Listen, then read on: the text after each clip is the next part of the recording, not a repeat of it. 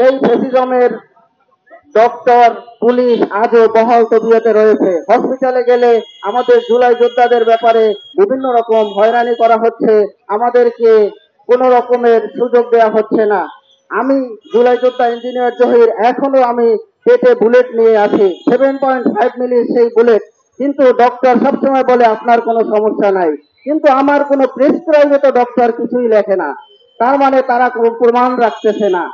এবং আপনারা দেখবেন পুলিশ বর্তমানে বিভিন্ন রকম হয়রানি করছে, অজ্ঞাতনামাদের বিরুদ্ধে বিভিন্ন রকম মামলা দিচ্ছে। প্রিয় উপস্থিতি, সকলের জ্ঞাতার্থে জানাই, বিপ্লবীদের নামে, গণ অভ্যুত্থানকারীদের নামে পৃথিবীর কোনো দেশে মামলা হয় না, কারণ এটা সর্বসাধারণের আন্দোলন ছিল। তাই আমি আবারও বলতে চাই, দেশের ব্যাপারে যে কোনো আন্দোলন আসলে আমরা প্রতিহত করব।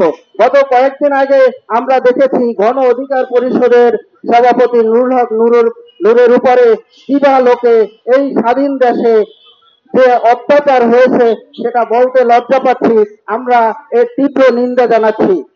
আমি একটাই বলবো, এই যে আন্দোলন জুলাই যোদ্ধাদের ব্যাপারে, সম্মুখ সারির যোদ্ধাদের ব্যাপারে, এখানে আমাদের এই বিপ্লবী সরকার আজকের ডক্টর ইউনূস এবং স্বরাষ্ট্র উপদেষ্টা এবং স্বাস্থ্য উপদেষ্টা কেন এখানে নীরব?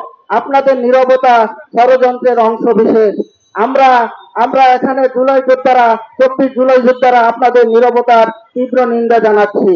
আমরা সকলকে আবারও বার্তা দিতে চাচ্ছি, আমরা 24 জুলাই যোদ্ধারা এখনো সজাগ আছি। যত ষড়যন্ত্র হোক না কেন, আমরা আমাদের 24 জুলাই যোদ্ধা, আমরা 24 জুলাই যোদ্ধার সভাপতি ইমন ভাইয়ের নেতৃত্বে আমরা সকল ষড়যন্ত্র রুখে দেব। এই বলে আমি আমার সংক্ষিপ্ত আলোচনা এখানেই শেষ করছি। বাংলাদেশ